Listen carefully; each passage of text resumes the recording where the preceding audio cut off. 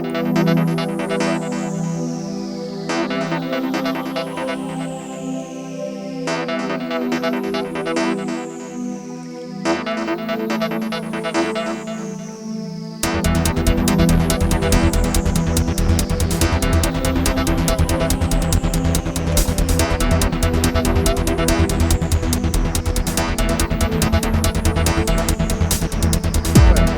bienvenue à Vannes dans le golfe du Morbihan. Nous sommes en Bretagne, nous avons traversé l'océan Atlantique et j'espère que je ne vais pas trop tousser parce que le choc a été rude à mon arrivée il y a 6 semaines entre le Brésil et puis la Bretagne où il faisait très froid quand je suis arrivé. Donc voilà, ça fait à peu près 6 semaines que j'ai cette vidéo dans la tête et c'est une vidéo qui veut vous parler de la magie et bien sûr on va rester dans le yin et le yang, les deux faces de la même chose. Et nous allons parler de la magie opérative, la magie de l'ego, et puis eh bien, la magie de la vie, tout simplement. Et je pense que ce sont les deux faces de la même pièce, évidemment, comme d'habitude. Et c'est vraiment ce que je vais essayer de partager aujourd'hui avec vous. Alors, de la magie, j'en ai fait quand j'avais 20 ans. C'était de la magie gentille, c'est-à-dire que c'était tout simplement de magnétiser les personnes de façon très simple au niveau des centres d'énergie et avec une méthode philippine. Donc, j'utilisais les couleurs, pas forcément les symboles, mais c'était quand même l'utilisation de quelque chose.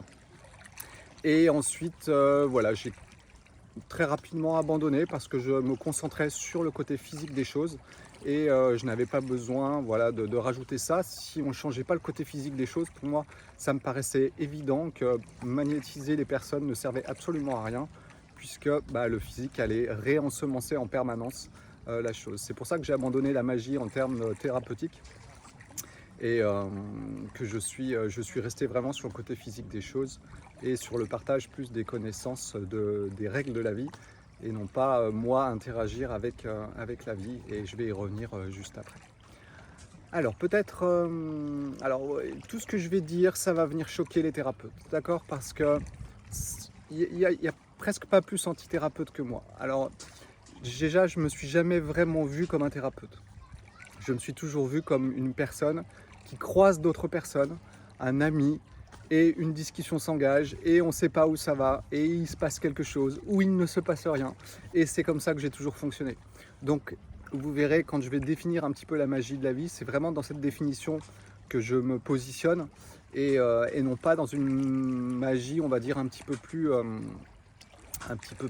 technique, avec des recherches de quelque chose, où voilà, on va passer dans le côté thérapeutique.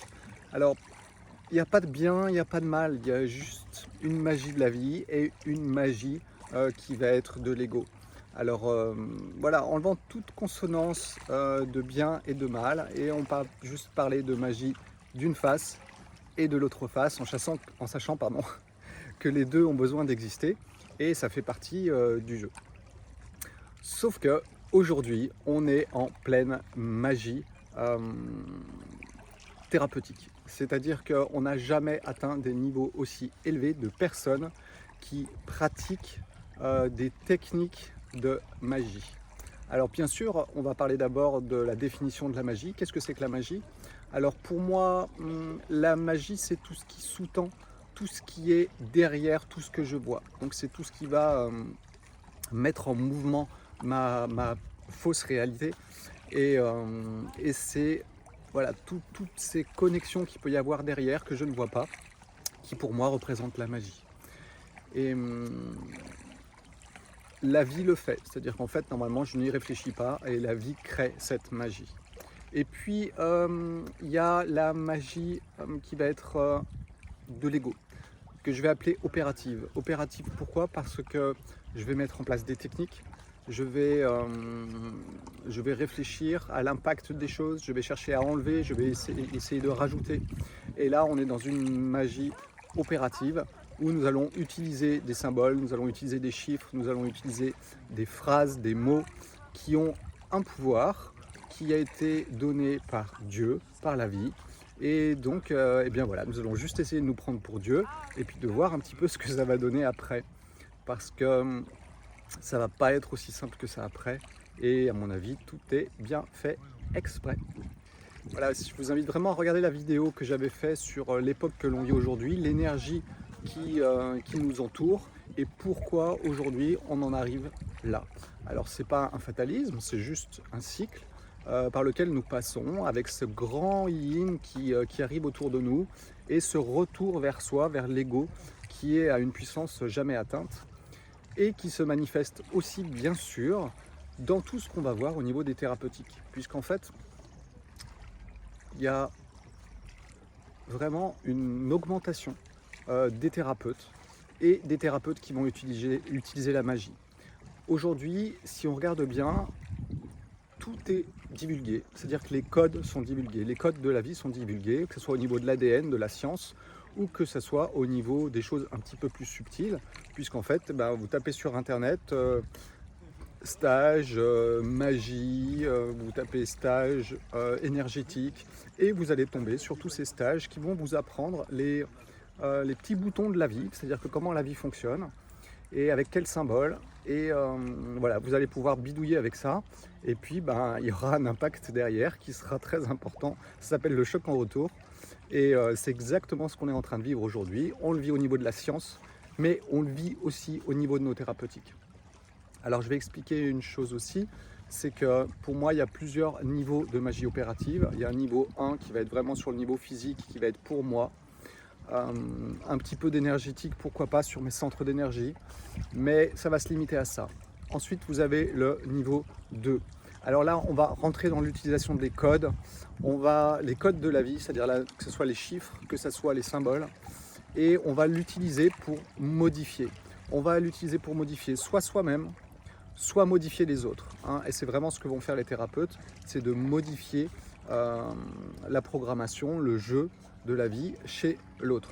Et c'est là que les problèmes commencent, puisque en fait, on ne peut pas faire n'importe quoi, n'importe comment.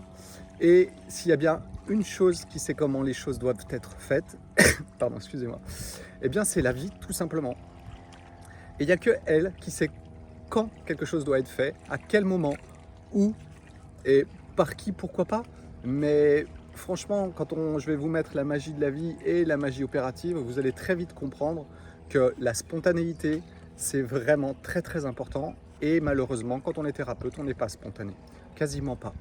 Et on a pris rendez-vous avec quelqu'un, cette personne a un besoin, elle a une recherche, on tombe dans le samsara avec le désir, avec la répulsion, avec notamment l'ignorance aussi, puisqu'on va rentrer dans ces règles d'ignorance aussi bien au niveau du thérapeute que de la personne qui vit sa propre vie et qui veut plus souffrir et qui va voir quelqu'un pour se faire soigner. Et cette personne répond à sa demande et on est en plein chaos tel qu'on le voit aujourd'hui.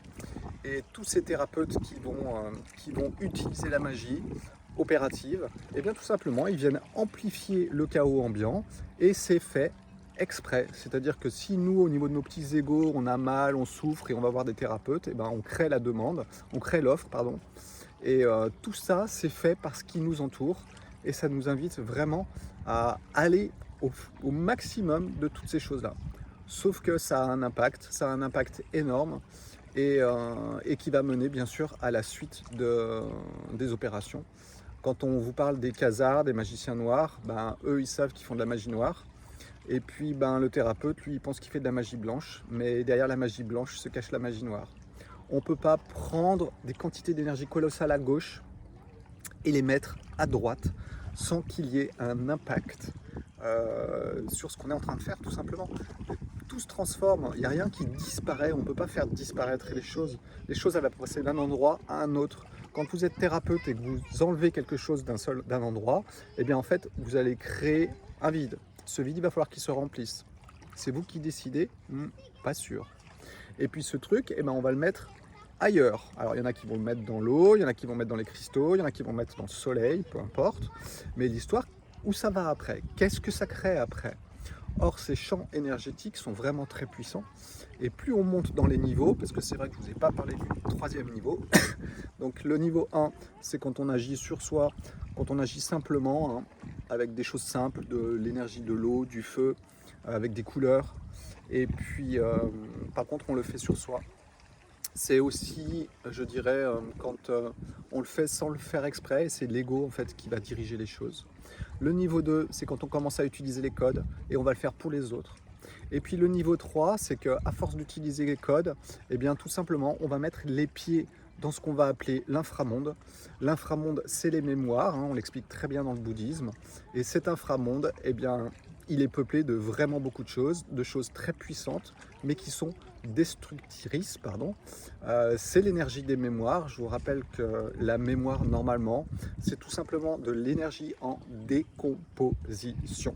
Donc on est en train d'aller dans les poubelles de la personne et on est en train de sortir les poubelles. Donc tout thérapeute qui sort les poubelles, croyez-moi, vous avez la responsabilité de ces poubelles. Hein. C'est ce qu'on va appeler ensuite le choc en retour. C'est-à-dire que toute pratique de magie où on va utiliser les codes pour, je sais bien, on veut être gentil, on veut aider les autres, mais au bout du compte, on va toucher aux poubelles et il va bien falloir en faire quelque chose. Et nous aurons la responsabilité, parce que ça c'est vraiment très important, c'est cette responsabilité d'avoir touché aux règles de la vie. Et donc ensuite il faut en assumer les conséquences et c'est ce qui arrive très rapidement. Généralement pas au thérapeute, surtout quand on est dans le niveau 3, puisque ce niveau 3 où on rentre dans les champs mémoriels, on va rentrer dans l'inframonde, on va rentrer dans toutes les entités qui traînent dans cet inframonde. Je vous rappelle, hein, ces entités qui tournent, mais qui bouclent. Et elles vont voir de la lumière, elles vont voir une énergie un petit peu plus élevée par rapport à là où elles évoluent d'habitude, et elles y vont. Et elles vont où? Elles vont aller voir le thérapeute. Et elles vont utiliser le thérapeute pour vivre, pour gagner en énergie. Alors bien sûr que le thérapeute, il va devenir meilleur, il va devenir encore plus fort, mais c'est pas lui qui devient fort. C'est les entités qui vont être autour de lui, qui vont l'aider à augmenter ses capacités de manipulation de l'énergie mémorielle notamment, puisque c'est souvent sur tout ça que l'on va aller.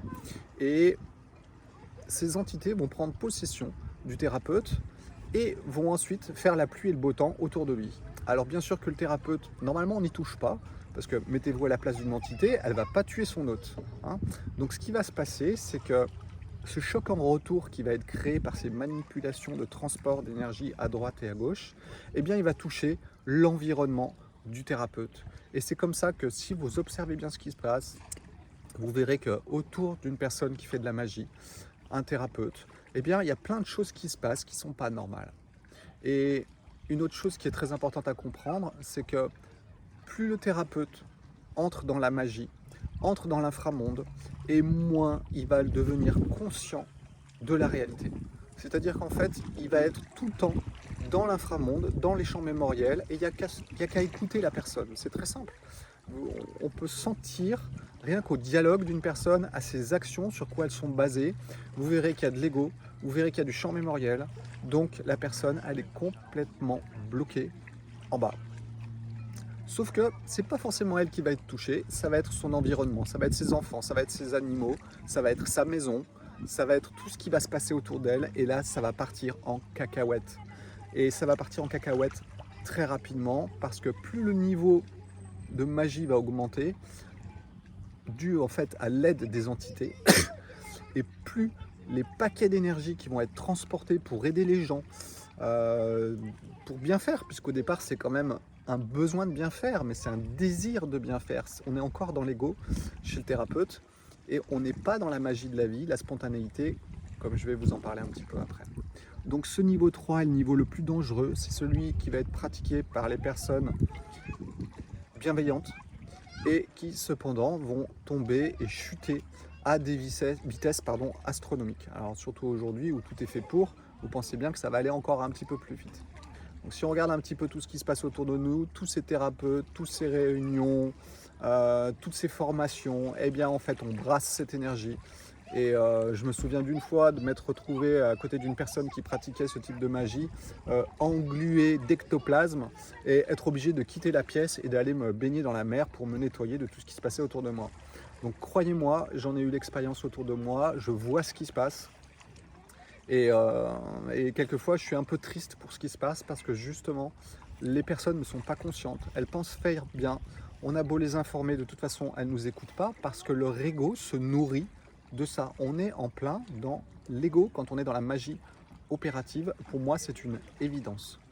Donc voilà, c'est triste ce qui est en train de se passer aujourd'hui, c'est triste au niveau de l'humanité, c'est triste au niveau de la planète. Ça fait partie d'un cycle et on est obligé d'y passer. Donc voilà, je vous partage un petit peu ça aujourd'hui pour parler un petit peu de cette notion de magie. Et je pense que je me suis suffisamment étendu maintenant sur la magie opérative. Vous avez compris, 3 niveaux de magie opérative. Le 3e niveau, c'est là où on rencontre les meilleurs. Et ces meilleurs, eh bien, ils sont tout simplement aidés par les entités. Et c'est eux qui vont accumuler le maximum d'énergie négative autour d'eux. Pardon. Et d'effets de retour qui va être à un niveau 1, 2, 3. C'est-à-dire quelque chose qui va être très très puissant parce que non seulement vous créez un vide quand vous enlevez, mais en plus vous allez le poser ailleurs. Donc du coup, vous remettez un autre plein ailleurs et ça va devenir l'enfer. L'enfer dans le sens de vos responsabilités, où vous êtes responsable de ce que vous êtes en train de faire. Or, ce n'est pas la vie qui vous le demande, c'est soit une personne avec son ego, soit c'est votre propre ego qui a décidé d'aider les autres. Voilà. Donc, faites bien attention à ça. Restez thérapeute si vous en avez envie, mais maintenant, vous m'avez entendu. C'est-à-dire que maintenant, vous êtes encore plus responsable. Et ça, on l'explique dans le bouddhisme.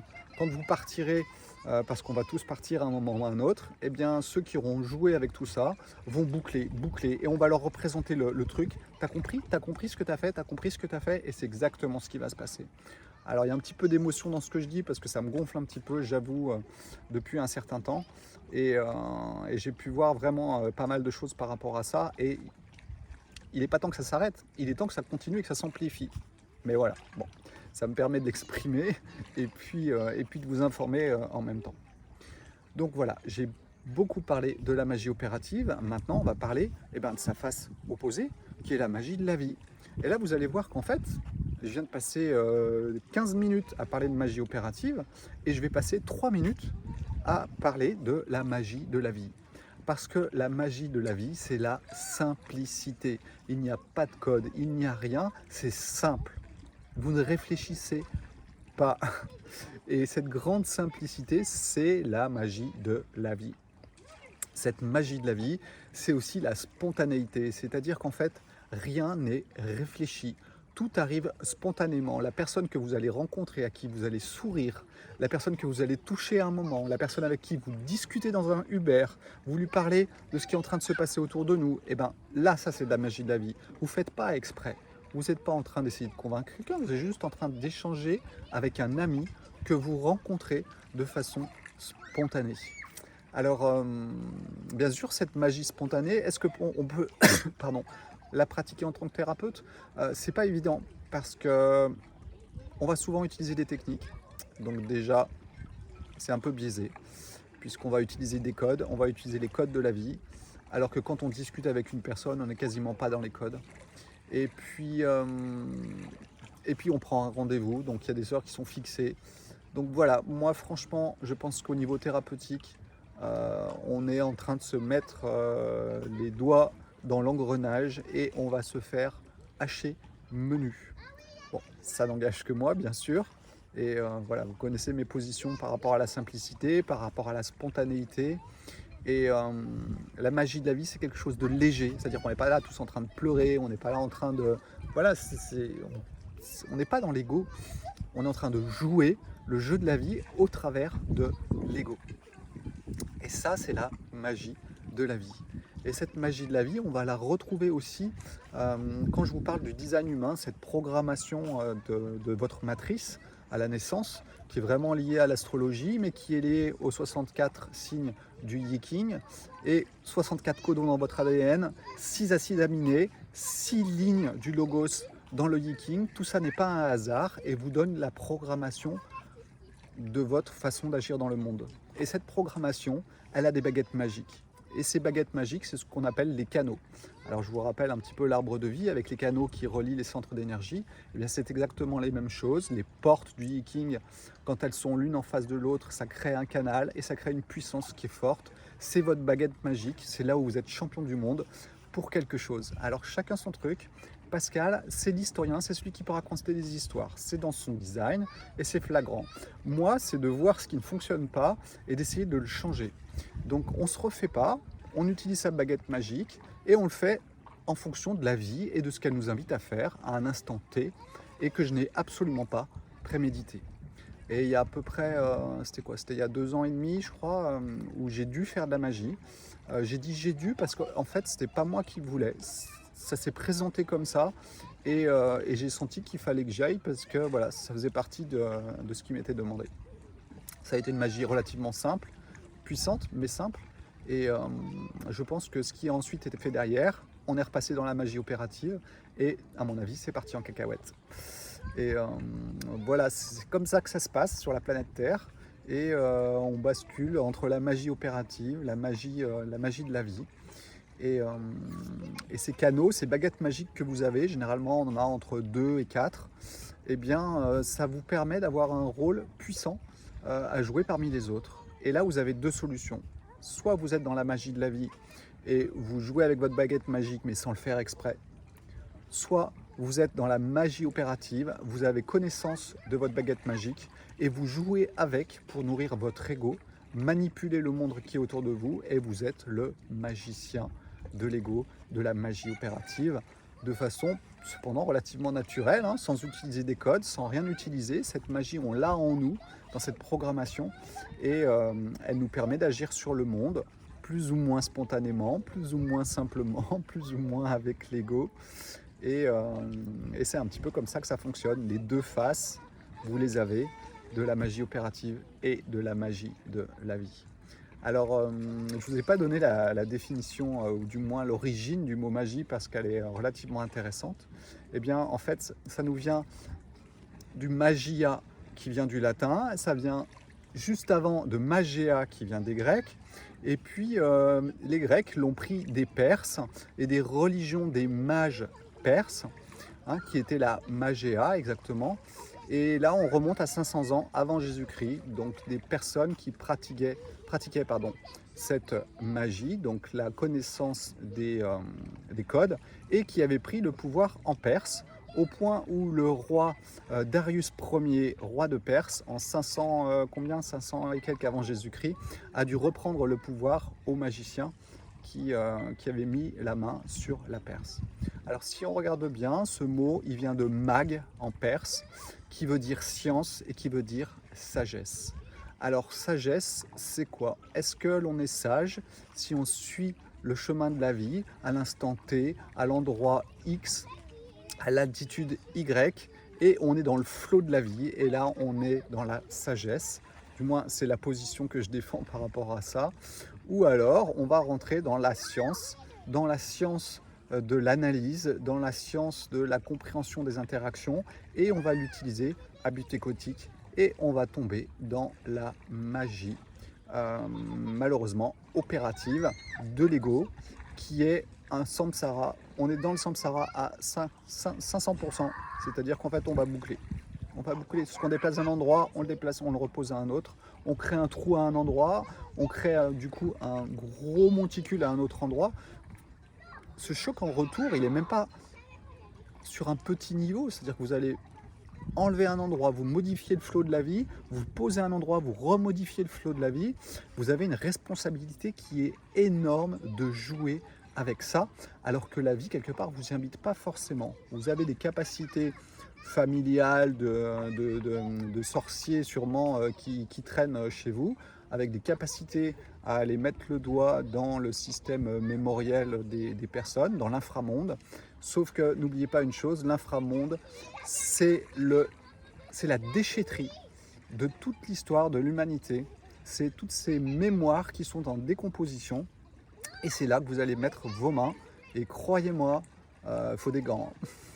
Et je ne pense pas que beaucoup de gens aient vraiment les gants. Alors il y a ceux qui disent ouais, je me nettoie après, blablabla, on pratique des protocoles, encore de la magie opérative. Je ne sais pas quoi dire en fait. Je sais plus quoi dire parce que ça me paraît tellement évident à mon niveau que voilà, chacun doit prendre ses responsabilités. Et si vous les prenez déjà pas dans votre vie, eh ben, je pense que ça va être compliqué de les prendre aussi pour les autres. Et malheureusement, ce choc en retour, il va arriver. Il arrivera plus ou moins vite. Ce ne sera pas forcément vous qui serez touché. Je vous rappelle que les entités, elles vous utilisent, donc elles ne vont pas tuer leur hôte, hein. Par contre, ça va sacrément brasser autour de vous. Et voilà. Et si vous voulez savoir où vous en êtes, c'est simple. Écoutez tout ce qu'on vous raconte dans les cours de bouddhisme. Écoutez tout ce qu'on vous raconte dans les cours de taoïsme. Écoutez, allez dans la connaissance. Et observez-vous, continuez de vous observer sur vos modes de fonctionnement. Est-ce que c'est votre ego qui agit? Est-ce que vous êtes dans la magie de la vie? Et est-ce que vous êtes dans les champs mémoriels? C'est-à-dire que quand vous prenez des décisions, elles sont faites par champ mémoriel. C'est-à-dire que je pense à mon passé, j'ai pas envie que ça arrive dans mon futur, du coup je prends telle décision. Bah, vous n'êtes pas dans la magie de la vie, vous êtes dans la magie de l'ego et d'utiliser des données pour, on va dire, formater et créer le monde qui vous ferait pas trop de mal. Voilà, hein, c'est un petit peu comme ça que ça se passe. Donc voilà ce que j'avais à vous dire sur cette magie. Méfiez-vous comme de la peste de tout ça. Voilà, c'est tout ce que j'ai à vous dire. Et puis que chacun prenne ses responsabilités. C'est-à-dire que maintenant, comme on dit, c'est au jugement dernier que ça se passera. Et puis chacun sera face à tout ça. Alors il y a ceux qui ne savent pas. Vous avez regardé la vidéo jusqu'à la fin. Maintenant vous savez. Donc vous avez l'entière responsabilité de ce que vous allez créer, des mouvements que vous allez créer si vous êtes thérapeute. Et voilà, bon courage. Parce que ça ne va pas être simple. Et je vous incite vraiment à entrer dans cette connaissance, une vraie connaissance, avec un ego qui va se transformer tout seul. C'est-à-dire que la magie de la vie, elle existe aussi par rapport à ça. On n'est pas obligé d'aller voir des thérapeutes, hein. Il suffit de marcher dans la nature pour qu'il y ait des choses qui se passent. Et cette foi qui peut revenir en vous et vous fait avancer alors que vous ne cherchez pas, tout simplement. C'est ce qu'on appelle la spontanéité. Donc là, vous êtes bien dans la magie de la vie. Et un chemin qui me semble plus sûr, même si tous les chemins ont le droit d'exister. Et si ce cycle existe aujourd'hui, eh bien c'est grâce à la magie opérative. Et puis voilà, il est temps que tout cela s'arrête. Et plus vous la pratiquerez, plus ça va aller vite. Donc je vais vous inciter à pratiquer la magie opérative. Comme ça, on va vous donner encore plus de codes. Et comme ça, ça ira encore un peu plus vite, hein. Bon, voilà ce que j'avais à vous dire. On va se quitter sur ce beau golfe du Morbihan, voilà, où j'ai eu la chance d'habiter pendant 12 ans, de vivre des belles choses et puis de travailler aussi. Voilà, un endroit vraiment splendide, magnifique, une petite perle de la nature qui doit bientôt être inscrit au patrimoine de l'UNESCO, je crois en 2025, et qui pourra donc être acheté par les banques éventuellement dans la foulée. Voilà, je vous souhaite une bonne fin de journée. Ciao, ciao et à bientôt.